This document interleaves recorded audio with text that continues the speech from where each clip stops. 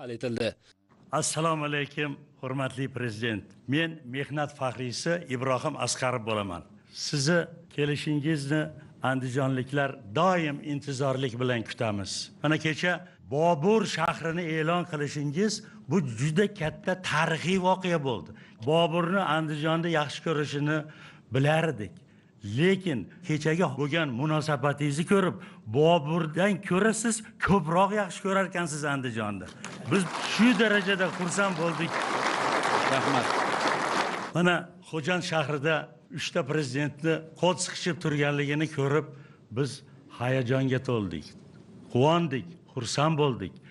Chunki biz andijonliklar boshqa viloyatlarga nisbatan buni chuqurroq anglaymiz. Sababi 89-yilgi voqealar, 2010-yilgi voqealar hali bizni yodimizdan ko'tarilganicha yo'q. Endi mana shu prezidentlarni, xalqni o'zaro birlashishi bu juda katta imkoniyat bo'ldi. Mana Samarqand sammitida Yevropaning eng katta rahbarlari kelib 3 milliard berib ketamiz deb 12 milliard berib ketdi. Bu mana shu tinchlikni, osoyishtalikni natijasi deb bilamiz. Hatto biz O'zbekistonni Markaziy Osiyoning yuragi deb bilamiz dedi. Bu juda katta baho. 150 ta davlatlarning parlament rahbarlari keldi. Bu juda katta O'zbekistonga bo'lgan ishonch, O'zbekistonga bo'lgan katta hurmat hisoblanadi. O'tgangi yig'ilishlarda bergan topshiriqlaringizni men bir bloknotda olib tahlil qilsam, Andijon viloyati bo'yicha siz bergan topshiriqlar 115% ga bajarilibdi. Xalq tabobati bo'yicha ham yetuk mutaxassislar tayyorlang deb menga topshiriq bergandingiz. Biz mana shu kunga qadar dunyoda birinchi marotaba xalq tabobati fani O'zbekistonda yaratildi.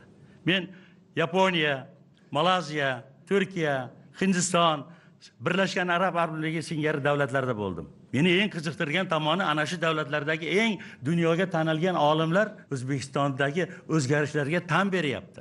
Bu men o'ylaymanki, sizni shu kecha kunduz uxlamasdan olib borayotgan ishingizni, harakatingizni mevasi deb bilaman.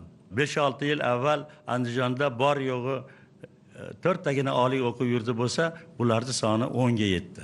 O'sha davrlarda Andijonda ilmiy daraja beruvchi 2 tagina ixtisoslashgan kengash ishlardi. Hozir bugungi kunda 14 ta ixtisoslashgan kengash faoliyat ko'rsatyapti. Biz keksa avlod mustaqillikgacha bo'lgan davrni ham bilamiz, mustaqillik davrini ham bilamiz va bugunni ham bilamiz. Qiyoslasak, bugungi yaratilgan sharoit o'sha odamlarda kayfiyatini ko'tarilishiga sabab bo'lyapti. Men buni voqeatini o'ylab ko'rdim. Nima uchun odamlarda kayfiyati yuqori? Hozir Andijon shahrimiz Toshkent shahridan qo'shilmaydigan darajada obod gulzor.